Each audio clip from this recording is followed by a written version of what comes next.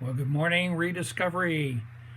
This is Irv Wolf, and I'm teaching on Ecclesiastes, the search for real quality of life, and I'm on chapter 11.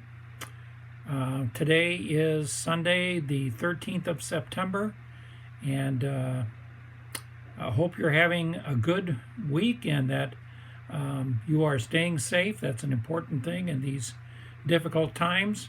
Elsie and I are doing fine. I met this morning with Ron Griffin and Dale Erickson, and we always have a great time together. We pray for you, we pray for our church, we pray for one another and the concerns that we have, and it's just a delightful time that we have on Friday mornings. Anyway, here we go, chapter 11. Well, it's fall, and if you haven't noticed, the temperature was a little cooler. In fact, it was cooler, a record cooler high the last couple of days. So it really is telling us that summer is winding down, and there may be some Indian summer days left, but it's still fall, and the leaves will begin to change, and color will come on the trees. Flowers start to fade, the grass fades, birds begin heading south. They're not stupid. But our feather friends are not the only ones that head south. So do snowbirds. Snowbirds follow the sun, and that's what we affectionately call Minnesotans who leave the north and head south to Florida, to Arizona, to South Padre Island, Texas, all over the southern United States. And they are in search of the ideal climate. And they've opted to try to live in two locations, one in the north and one in the south, so they get the best of both worlds, which, after all, isn't that supposedly what the good life is? Many would say yes. And then there's youth. We're going to talk about youth. Besides the ideal climate, we'll talk about youthfulness. Everybody wants to be young. Everybody wants to stay young. People in this country, at least, spend a fortune trying to stay young or recapture their youth. Why do they do that? Part of the answer is quality of life. Youth and youthful people seem to enjoy the good life, don't they? Well, let's look at Solomon's take on both of these subjects, ideal climate and youth. Here's verses 1 through 7 of chapter 11 in Ecclesiastes. I searched for quality of life and ideal climate, but I couldn't find it. Here's what he writes. Cast your bread upon the waters, for after many days you'll find it again. Give portions to 7, yes, to 8, for you do not know what disaster may come upon the land. If clouds are full of water, they pour rain upon the earth. Whether a tree falls to the north or the south, in the place where it falls, there will it lie. Whoever watches the wind will not plant. Whoever looks at the clouds will not reap. As you do not know the path of the wind, or how the body is formed in a mother's womb, so you cannot understand the work of God, the maker of all things. Sow your seed in the morning, and at evening let not your hands be idle, for you do not know which will succeed, whether this or that, or whether both will do equally well. Light is sweet, here it comes, and it pleases the eyes to see the sun. Well, many Americans divide their time and their lives into two in the attempt to live the ideal life of finding the ideal climate 12 months out of the year. So Northerners go south from about Thanksgiving until Easter, and then they return north after Easter, and they stay there until Thanksgiving again. Southerners go north in the summertime, so they leave shortly after Easter, and they get back sometime around Thanksgiving. So that way they get the best of both worlds. Minnesota's known for having snowbirds, and that's who they are. When I pastored a church in Plymouth, we had a contingent of snowbirds who were very faithful and sent us not only their tithe check every month, but also were faithful to send me notes and tell me what churches they visited when they were in Arizona and what buffets they ate at. It's kind of humorous, at least. Well, why do snowbirds split their time between two climates? Well, first of all, because they can. They have sufficient resources, time, money, and wealth to be able to do that. It's a high priority for them. Whether an ideal climate is, after all, an important part of a good life, at least in their mind.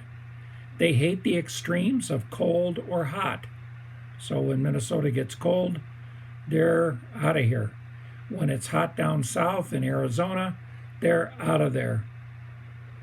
Harsh weather, whether it's cold or hot, it's physically hard on some people with allergies, people with breathing or shoveling or humidity or just a poor driving time around Minnesota in the winter. Difficult. Friends. A lot of them have friends in both places. Friends up north, friends in the south. Also, another reason for going down south is, or going up north, depending upon where you live, is few responsibilities. I don't have the responsibilities that I would have if I were here 12 months out of the year. Longevity. Hopefully you live longer because you're more active in the ideal climate. You're able to do more. They have friends and kids, have some place to visit. So there's grandma and grandpas that they can come to. And that's an attractive thing. Well, what are the downsides to pursuing the ideal climate and splitting time between two locations? One, it's transient. And transiency translates into rootlessness or instability. You're not really part of any community. Travel can become increasingly challenging with age. The church, not really part of any life of any church body. You're splitting time between two, and you're really more of a committed visitor than anything else. Ministry. No significant ministry involvement is possible because no long-term commitment is possible. And then there's always the crime against property. If you're not living in your southern location, it's probably now susceptible to being vandalized or having a thief break in. And then there's expectations. Expecting to be treated the same as year-round residents by the church or the community, expecting family and friends to come to us rather than us going to them. So relationships begin to suffer. Reconnections have to be made each year. People can't count on you to be there for them.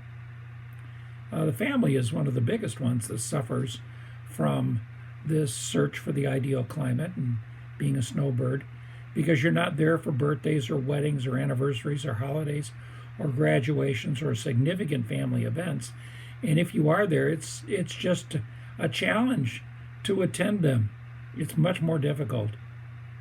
Abdicated leadership. It's tough to be the tribal chief for the family if you're not there. Finances. We've talked about that a little bit. It's expensive to maintain two residences, one in the north, one in the south. Probably means two vehicles. Certainly the upkeep on property, the taxes, if you own the property. If you rent, that's not so bad, but that's a big outlay. And then there's hidden resentment. It can create, if you have two locations that you go to, can create resentment in those that can't afford this and wind up being left behind. Tithing.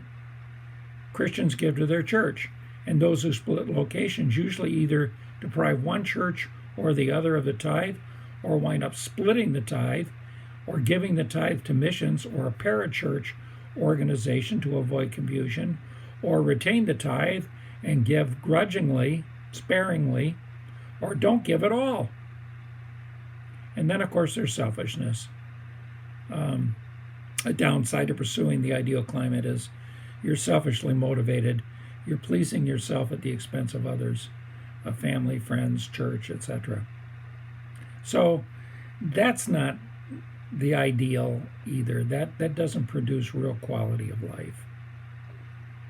Secondly, I searched for quality of life in youthfulness, but I couldn't find it. This is verses 8 through 10. Solomon writes, "However many years a man may live, let him enjoy them all. Let him remember the days of darkness, for they will be many. Everything to come is meaningless. Be happy, young man, while you are young.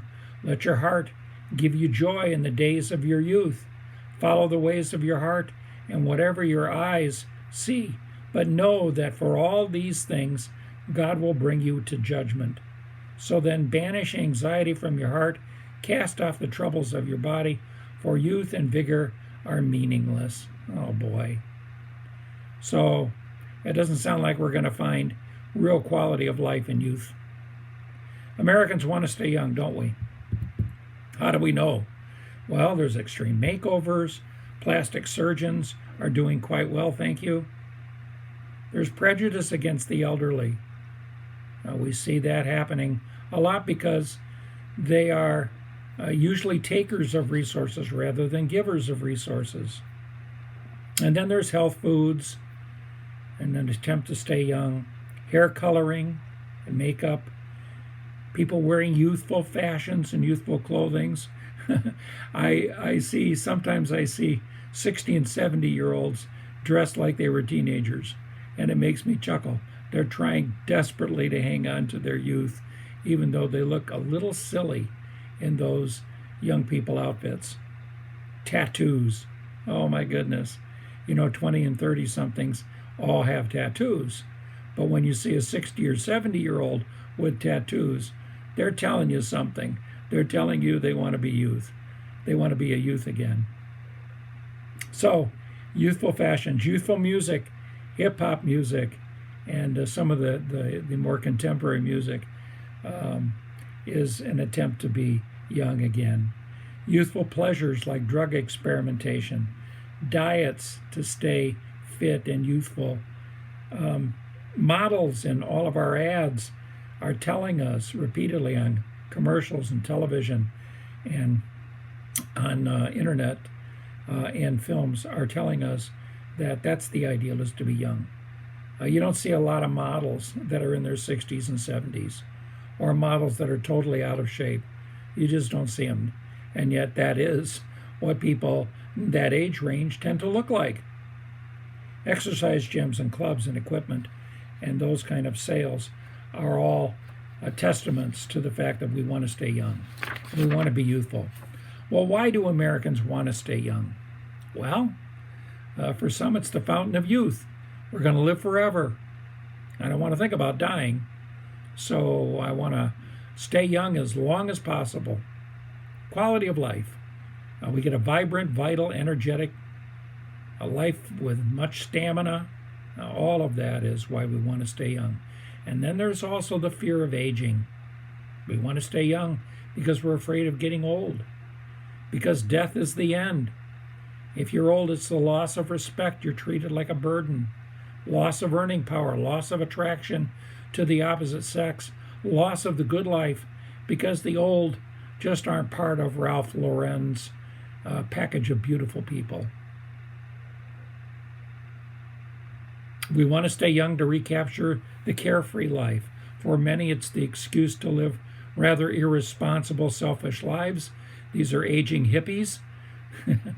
And youth means power. Youth have power over culture. They have power over fashion, power over music, power over film and TV and earnings and advertising. And the culture worships at the altar of youth.